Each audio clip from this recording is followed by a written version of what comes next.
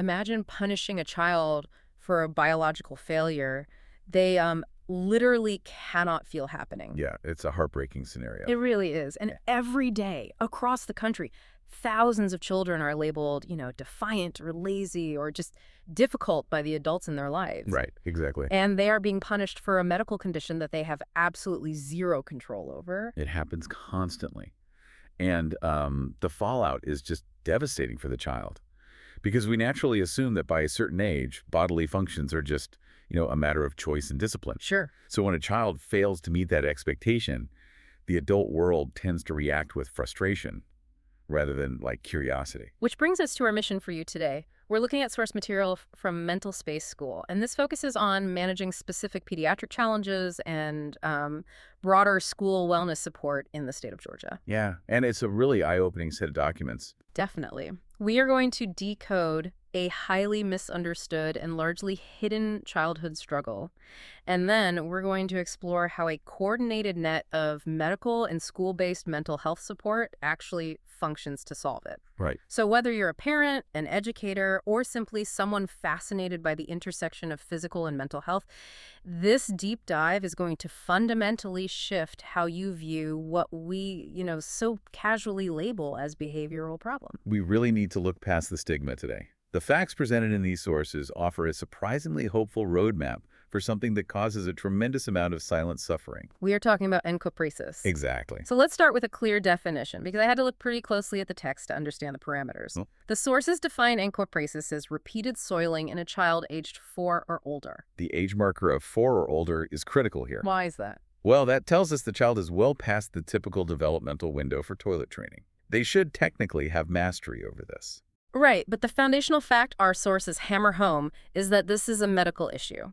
It's common, it is never the child's fault, and it is absolutely not a behavior problem. Never. Yet when you read about how it presents, you can kind of almost see why tired parents or teachers jump to the conclusion that the child is acting out. Oh, absolutely. And they misinterpret the symptoms. Right. Most of these cases are what the medical community calls retentive. Okay, retentive. Yeah, the entire cascade starts with chronic constipation. Mm-hmm. So for whatever reason, maybe an early painful experience, a diet issue, or just, ignoring the urge because they want to keep playing, the child holds onto their stool. Right. And over time, that growing backlog physically stretches the bowel.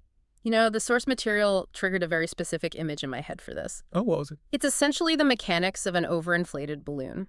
Like if you take a balloon and stretch it out with air and you leave it stretched like that for days or weeks. It doesn't bounce back. Right. When you finally let the air out, it doesn't snap back into a tight little sphere. It's completely loose. It's warped. It has lost its elasticity entirely.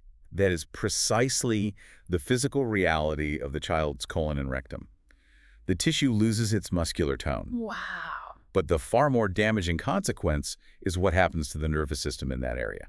Okay, what do you mean? The nerve endings embedded in that stretched tissue actually get deadened. They just stop firing. Wait, I need to stop you and play devil's advocate for a second. Sure, go ahead. If a child is chronically constipated, holding on to this massive backlog for weeks, wouldn't a parent or teacher notice that the child simply isn't using the bathroom?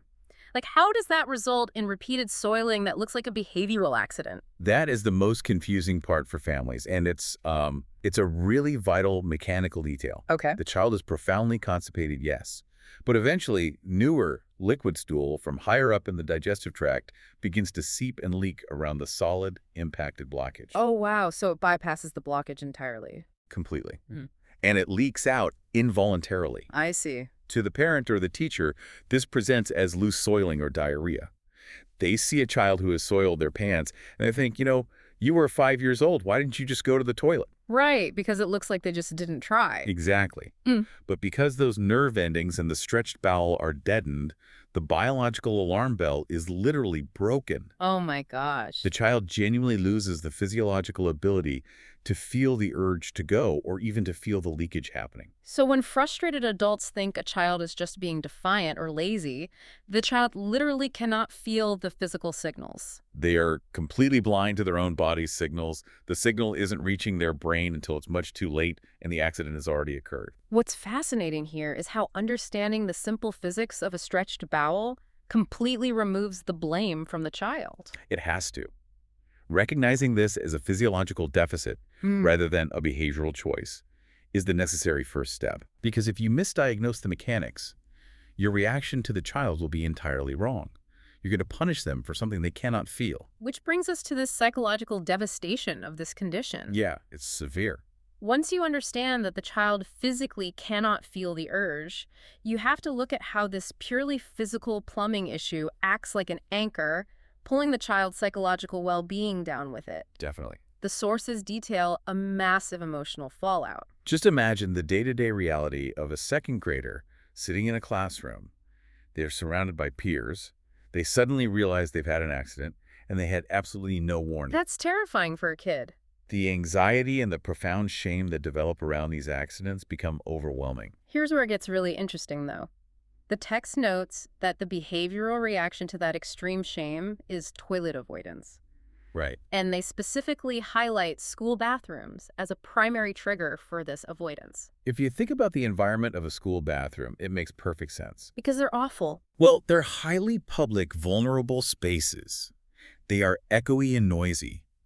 For a child who is already terrified of their own body's unpredictability, that room transforms from a utility space into the site of their greatest trauma. Oh, that's such a good point. They associate the bathroom with the humiliation of the accident. So we end up with this brutal, self-fulfilling feedback loop. Exactly. The child is terrified of the bathroom, so they avoid going. The avoidance directly worsens the chronic constipation. Yep. And the worsening constipation stretches the bowel even further, which deadens the nerves even more, essentially guaranteeing that another unpredictable accident is going to happen. They are trapped in a biological and psychological cycle that they are entirely unequipped to navigate. Right. And this brings up a crucial warning from our sources regarding how adults typically intervene.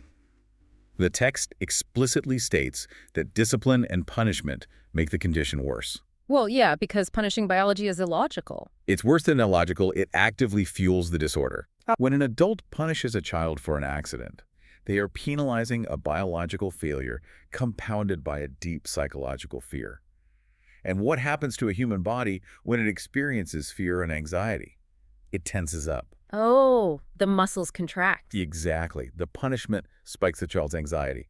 The anxiety increases their fear of the bathroom, which increases their physical tension and their toilet avoidance. Wow. And that avoidance directly builds the constipation. So by using discipline, the adult is unwittingly driving the exact physical mechanism that causes the encopresis. That is just tragic. So we have a stretched bowel, dead nerve signals, profound shame, and a feedback loop where the typical adult reaction guarantees failure. It sounds bleak. It sounds like an impossible situation for a kid, but the sources actually pivot to a very optimistic truth right after laying out that bleak reality. They do, because the clinical reality is highly encouraging. Encopresis is incredibly treatable. But the text is clear that it requires a very specific coordinated approach. You cannot just give a child a laxative and walk away. No, definitely not. And you can't just sit them in a therapist's office to talk away a physical intestinal blockage. The sources lay out a mandatory two-pronged treatment plan. Prong 1 is entirely medical. Right. It involves a medical bowel cleanout and a physical retraining program guided by the child's pediatrician. That first prong is the physical reset. Yeah. To go back to your balloon analogy, the pediatrician has to safely empty the balloon. Right. Once that physical backlog is cleared, the stretched tissue can slowly begin to recover its elasticity over time, and those dormant nerve endings can start waking back up. So basically, the pediatrician fixes the plumbing, but the therapist has to fix the fear of the bathroom. Exactly. Fear in the blockage is only half the battle, which leads to prong 2, the mental and behavioral side. Right. The sources state this involves behavioral strategies and therapy from a licensed clinician. And the text specifically identifies the goal of this therapy. Which is so important. Yeah, it's to ease the anxiety and rebuild the child's confidence and dignity. And I have to say, seeing the word dignity in a medical context really struck me. The inclusion of the word dignity in a clinical text is rare, and it is absolutely essential here. It acknowledges the humiliation. Yeah, exactly. But Yeah. I'm trying to picture how a therapist actually does that in a school setting without drawing more unwanted attention to the child. Well, rebuilding dignity requires practical behavioral strategies. A therapist might work with the school to establish a discrete bathroom pass system. Oh, I see. Instead of the child having to raise their hand in front of 30 peers and ask to use the toilet, which spikes their anxiety, Yeah. they have a silent signal with the teacher. That's brilliant. Yeah, and the therapist works with the child on body awareness. teaching them to pause and check in with their physical sensations in a safe, private space. This neutralizes the terror associated with the bathroom. Because a siloed approach simply won't work. Hmm. Like, if we connect this to the bigger picture, the doctor can clear the physical blockage on a Friday afternoon in the clinic. Sure. But if that child walks into school on Monday morning and is still paralyzed by the trauma of the public bathroom, they will hold it in. The retention will begin immediately.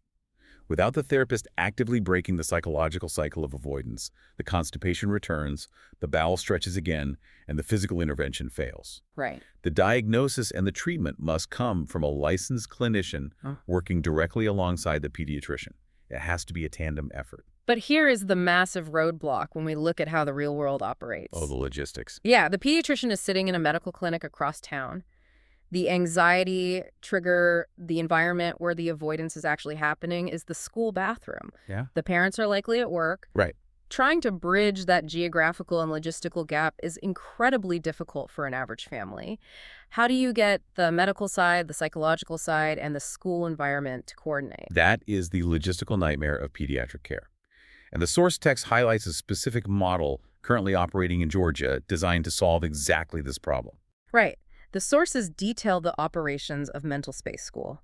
And I want to frame this carefully because it serves as a fascinating case study for how to actually deliver this two-pronged treatment practically. It really does.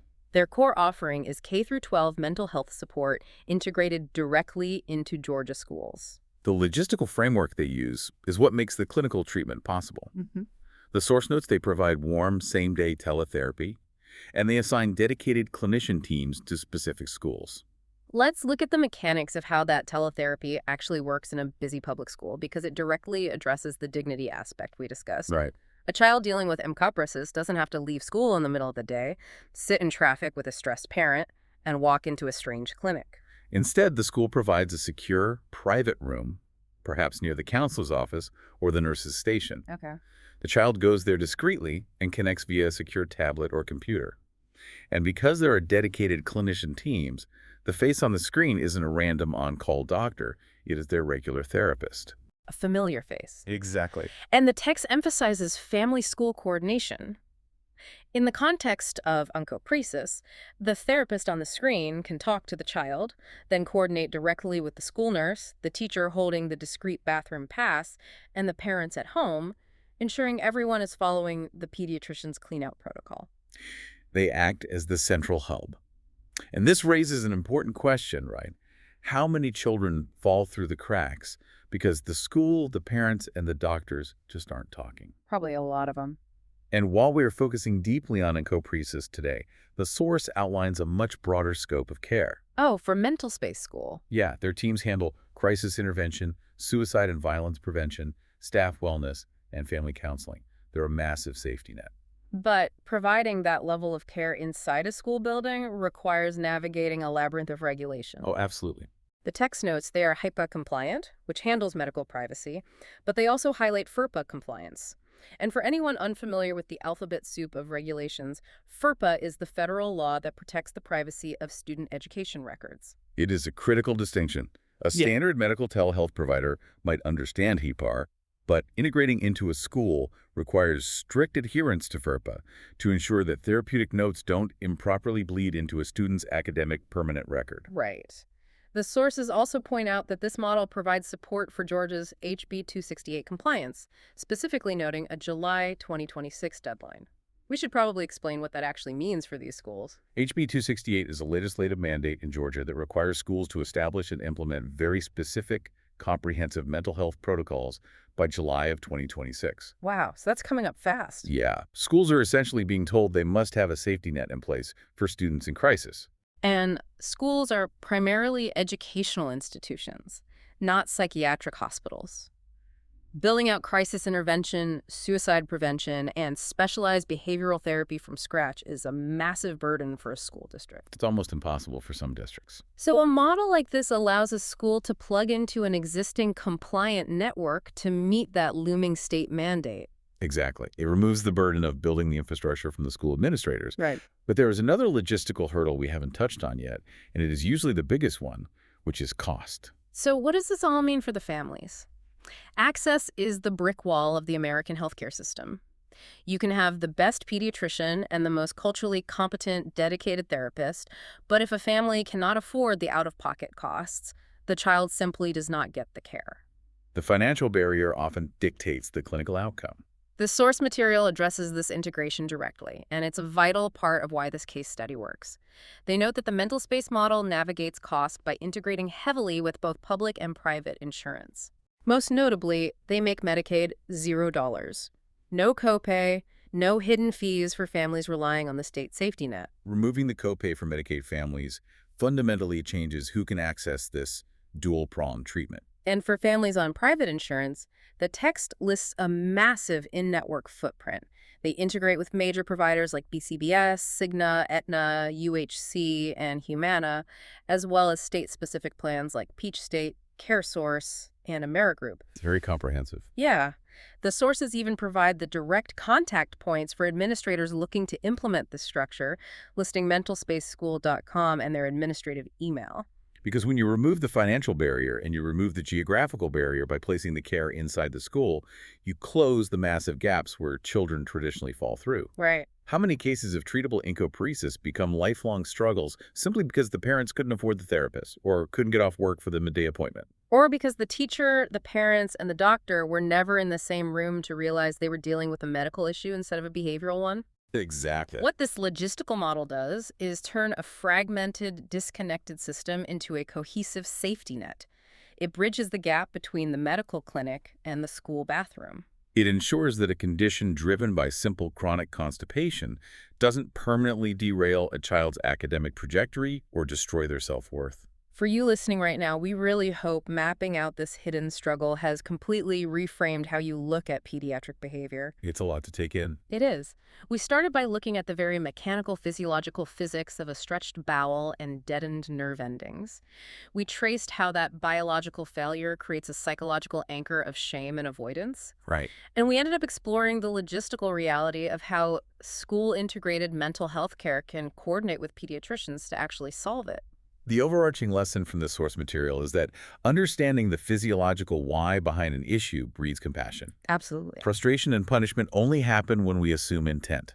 When you realize the child's internal alarm bell is broken, the entire paradigm shifts from discipline to treatment. It is a profound shift in perspective. And it leaves us with a lingering thought that extends far beyond the scope of pediatric Encopresis. Oh, what's that? Well, if a purely physical, mechanical plumbing issue can so easily mask itself as psychological defiance, laziness, and deep shame in a child, Right. what other bad behaviors or perceived character flaws might actually be hidden physical or systemic struggles crying out for a coordinated, compassionate solution rather than punishment? That is a phenomenal question to think about. Whether we are looking at struggling children or even the difficult adults in our own lives, how often are we reacting to a broken alarm bell with punishment when what they actually need is help? It makes you rethink almost every assumption you have about human behavior. The diagnostic landscape is rarely a clean X-ray. It's murky and it is complex. Thank you for joining us on this deep dive to navigate it, and we will catch you next time.